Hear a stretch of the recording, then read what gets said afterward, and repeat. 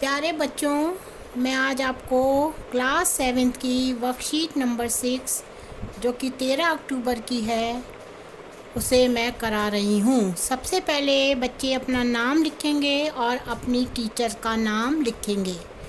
आज की जो वर्कशीट है उसका टॉपिक है रेखाएं तथा कोण।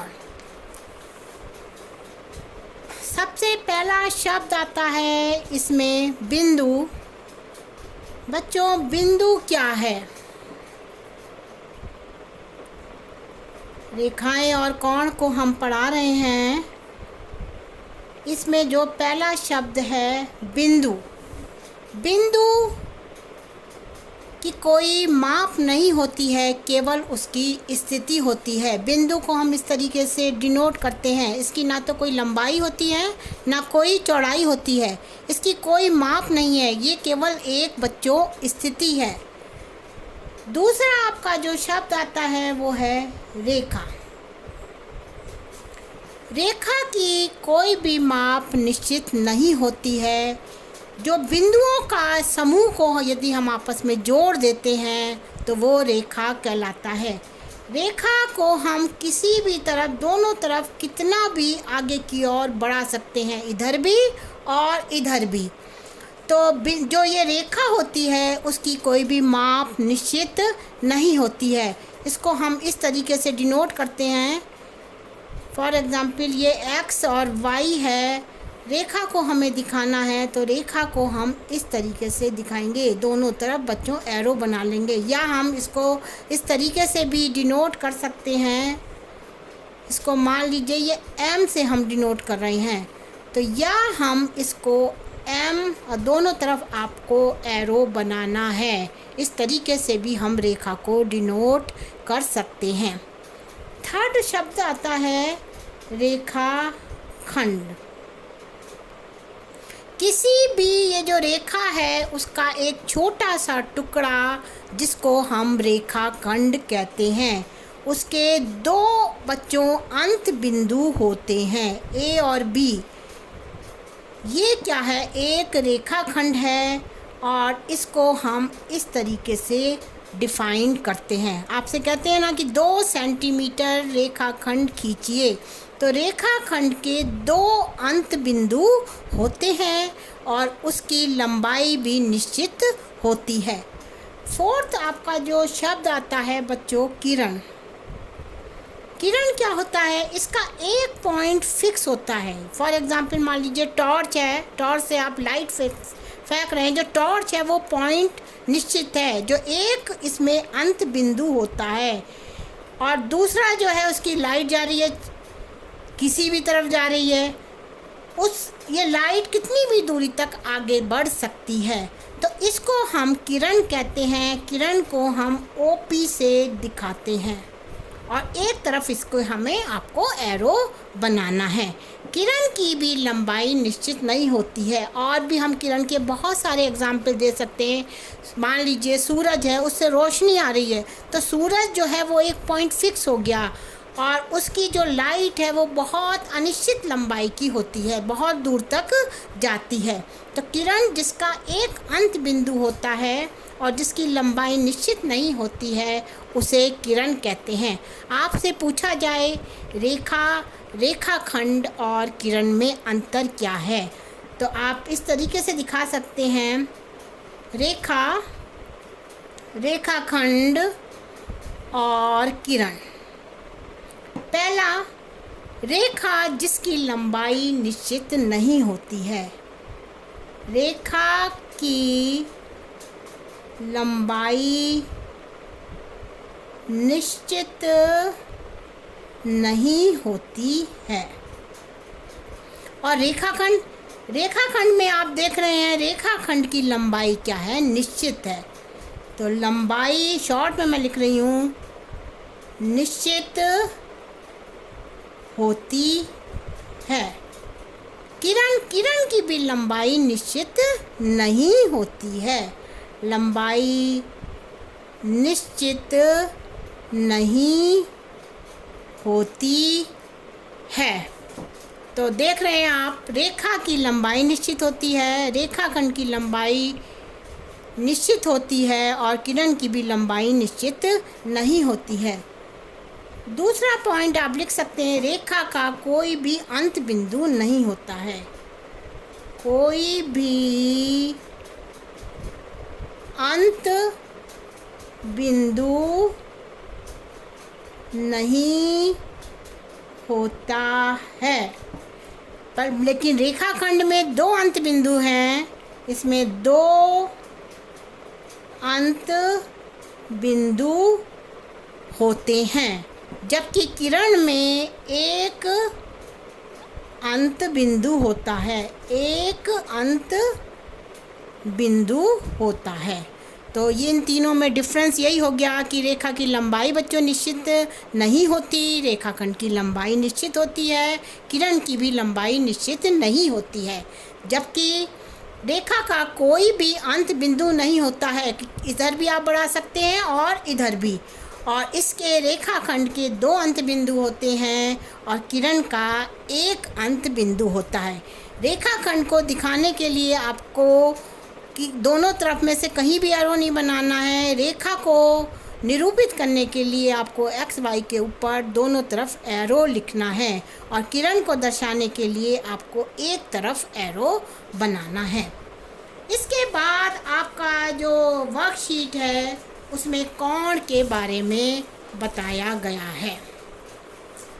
आप पहले भी कक्षाओं में पढ़ चुके हैं बच्चों, कोण किसे कहते हैं।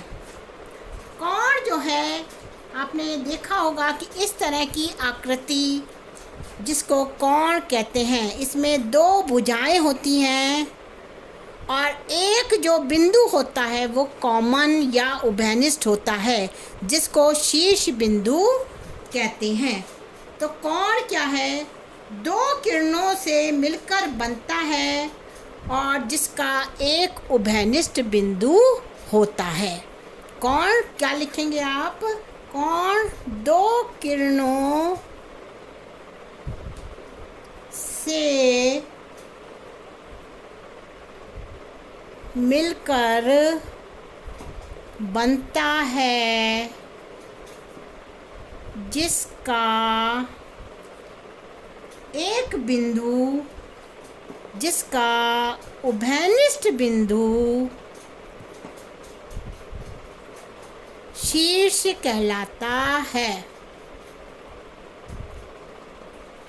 जिसका उभयनिष्ठ बिंदु शीर्ष कहलाता है। इसमें शीर्ष क्या हो गया बच्चों? ओ जो है वो ओपी भुजा पर भी है और ओक्यू भुजा भी है। तो शीर्ष यहाँ पे हो गया ओ, और भुजाएं कौन कौन सी हो गई? ओपी जो दो किरण है ओपी और ओ क्यू। अब आता है कोणों के प्रकार। कोणों के प्रकार आपने छठी क्लास में तो इस तरीके से पढ़े थे कि न्यून कोण बच्चों, न्यून कोण जिसका मान 90 डिग्री से कम होता है, 0 से अधिक और 90 डिग्री से कम होता है, उस कोण को हम न्यून कोण कहते हैं। दूसरा आपने पढ़ा था समकोण। ऐसे कोण जिसका मान 90 डिग्री का होता है उसे समकोण कहते हैं। इसी तरीके से आपने पढ़ा है अधिक कोण। 90 से अधिक और 180 डिग्री से कम वाले कोण को अधिक कोण कहते हैं। ऋजु कोण 180 डिग्री के कोण को ऋजु कोण कहलाता है। अब हम कोणों को और भी तरीके से इसके प्रकार होते हैं जिसके बारे में हम आपको बताएंगे। आसन कोण। आसन कोण ऐसे दो कोण जिसमें एक उभयनिष्ठ शीर्ष होता है और एक उभयनिष्ठ भुजा होती है, उन दोनों कोणों को आसन कोण कहते हैं। जैसे फॉर एग्ज़ाम्पल ये दो कोण हैं, कोई भी नाम दे दीजिए आप। ओ पी ये आर नाम दिया है, इसको मैंने क्यू नाम दिया है। एंगल पी ओ आर और एंगल आर ओ क्यू ऐसे दो कोण हैं जिसमें जो एक भुजा ओ आर कॉमन है और इन दोनों कोणों का जो शीर्ष ओ है वो भी यहाँ पे कॉमन है। तो आसन कोणों की जो आप परिभाषा लिखेंगे, आपकी वर्कशीट में दे रखी है बच्चों, देख के लिखिएगा। आसन कोण ऐसे दो कोण जो एक दूसरे से सटे हैं। आसन कोणों में एक उभयनिष्ठ शीर्ष होता है और एक उभयनिष्ठ भुजा होती है। दूसरा एक और शब्द आता है रेखिक युग्म। ऐसे दो आसन कोण जिनकी जो भुजाएं उभयनिष्ठ नहीं है वो एक दूसरे के अपोजिट डायरेक्शन में होती हैं। जो भुजा उभयनिष्ठ नहीं है वो एक दूसरे के विपरीत दिशा में होती है और इन दोनों कोणों का योग 180 डिग्री के होता है। तो रेखिक युग्म का आप किस तरीके से डायग्राम बनाएंगे बच्चों? रेखिक युग्म ऐसे दो आसन कोण जिसकी जो दो भुजाएं उभयनिष्ठ नहीं हैं वो एक दूसरे से अपोजिट डायरेक्शन में है बच्चों। ये तो उभयनिष्ठ भुजा है और ये अपोजिट डायरेक्शन में है और इन दोनों एंगल का योग क्या होता है? 180 होता है। तो ऐसे दोनों कोणों को हम रेखिक युग्म कहते हैं। इसके आप बहुत सारे एग्जाम्पल दे सकते हैं। मान लीजिए आपका एक पेन स्टैंड है, इस तरीके से है,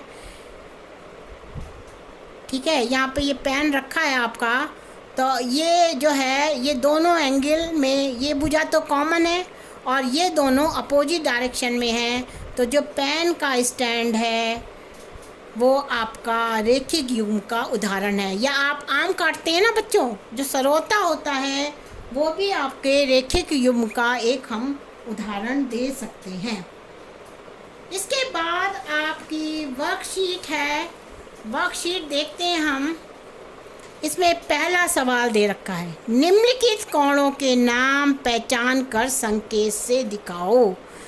पहला आपको एंगल दे रखा है 50 और दूसरा दे रखा है 130। यदि हम इन दोनों को जोड़ें तो ये 180 का आता है। तो ऐसे दो कोण जिनका योग 180 होता है उसे हम समपूरक कोण कहते हैं। थोड़ा सा समपूरक कोण किसे कहते हैं? ऐसे दो कोण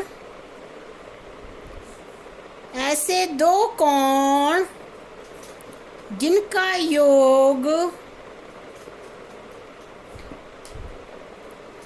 180 होता है समपूरक कोण कहलाते हैं। फॉर एग्जाम्पल जैसे एक मान लीजिए 30 का है और दूसरा है 101। आपका दोनों कोणों का योग 180 होना चाहिए। दूसरा कोण मान लीजिए आपका है 130 का, तो 30 और 130 मिलके 160 हुए, तो ये आपका संपूरक कोण नहीं हुआ। ऐसे दो कोण जिनका योग 180 होना चाहिए। तो आप कोई भी ऐसा एग्जाम्पल लीजिए जिनका दोनों का योग 180 हो। मान लीजिए एक 50 का है और दूसरा है 130 का, तो इन दोनों को हम जोड़ रहे हैं तो ये योग 180 आता है। तो ये दोनों कोण एक दूसरे के संपूरक कोण कहलाते हैं। दूसरा शब्द आता है पूरक कोण। ऐसे दो कोण जिनका योग 90 डिग्री का होता है। ऐसे दो कोण जिनका योग 90 डिग्री का होता है पूरक कोण कहलाते हैं। कोई भी आप एग्जाम्पल ले लीजिए। दो कोण मान लीजिए एक 20 का है और एक 70 का है। इन दोनों को यदि आप आपस में जोड़ रहे हैं तो ये 90 के इक्वल हो रहा है, तो उन कोणों को हम पूरक कोण कहलाएंगे। तो फिर से थोड़ा सा रिवाइज करते हैं। एक पूरक कोण हो गया, एक संपूरक कोण के बारे में बताया है, एक मैंने आपको आसन कोण और रेखिक युग्म के बारे में आपको बताया है। अब इस पे आधारित आपकी वर्कशीट है। जैसे पहला सवाल देखिए, पहला कोण 50 का है, दूसरा 130 का है। इन दोनों को यदि हमने जोड़ा है तो ये 180 डिग्री के आ गया है। तो ये कौन सा कोण कहलाएगा? समपूरक कोण। दूसरा सवाल देखिए, आप देख रहे हैं ये आसन कोण है। इसमें एक भुजा कॉमन है और शीर्ष भी कॉमन है, लेकिन जो अन्य दो भुजाएं हैं वो एक दूसरे के विपरीत डायरेक्शन में हैं। तो ये दोनों कोणों को हम कौन सा कोण कहेंगे? ये क्या बनाते हैं? रैखिक युग्म।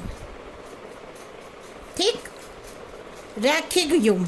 थर्ड आप देख रहे हैं, ये इसमें एक भुजा कॉमन है और शीर्ष भी कॉमन है, लेकिन दोनों अन्य भुजाएं अपोजिट डायरेक्शन में नहीं हैं, तो इसको हम आसन कोण कहेंगे। फोर्थ एग्जाम्पल आप ये देख रहे हैं, ये दोनों कोणों का योग 90 डिग्री का है। कभी भी बच्चों एल बन रहा है ना, एल की शेप आ रहा है, तो दैट मीन्स ये 90 डिग्री के इक्वल होता है। तो दो कोण जिसका योग 90 होता है उसे हम पूरक कोण कहते हैं। तो ये आपका पूरक कोण का उदाहरण है। इसके बाद दूसरा सवाल है, निम्नलिखित आकृति में कोण ए, कोण 1 और कोण 2 क्या आसन कोण हैं? बच्चों, आसन कोण के लिए मैंने बताया था एक भुजा उभयनिष्ठ होनी चाहिए और उसका शीर्ष भी उभयनिष्ठ होना चाहिए। इसमें ये भुजा तो उभयनिष्ठ है, लेकिन जो शीर्ष है वो अलग अलग है, ये उभयनिष्ठ नहीं है। तो ये क्या आकृति आसन कोण की है? नहीं, ये जो है आसन कोण का उदाहरण नहीं है। इसी प्रकार थर्ड क्वेश्चन आप अपने आप करेंगे, अपने आसपास की वस्तुओं में से कोणों के कुछ उदाहरण देंगे। जैसे अभी मैंने आपको पहले समझाया था, पेन रखने वाला जो स्टैंड है वो कौन से वाले कोणों को दर्शाता है? वो रैखिक युग्म को दर्शाता है। इसी तरीके से आपको 1-2 और उदाहरण देने हैं। थैंक यू बच्चों।